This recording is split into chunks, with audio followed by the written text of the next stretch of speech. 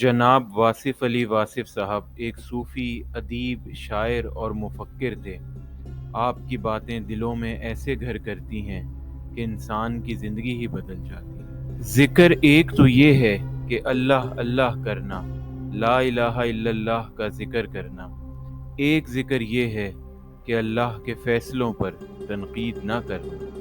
درود پڑھنے والے شخص پر درود پڑھنے کے دوران اگر رقت طاری ہو جائے تو سمجھو کہ جواب آ گیا، صلی اللہ علیہ وآلہ وسلم۔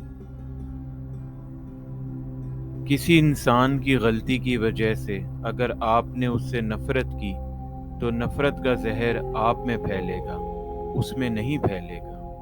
نااہلی دعا سے نہیں، محنت سے دور ہوتی ہے۔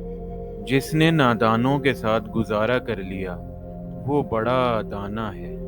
اس غریب کا شکریہ ادا کرو جس نے آپ کو سخاوت عطا کر دی۔ اللہ کی رحمت سب کے لیے ہے، سب کے انتظار میں ہے۔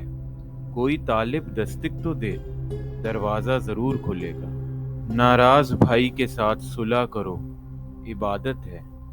حضور پاک صلی اللہ علیہ وآلہ وسلم سے محبت کے لیے علم نہیں چاہیے، بس صرف اللہ کی مہربانی چاہیے۔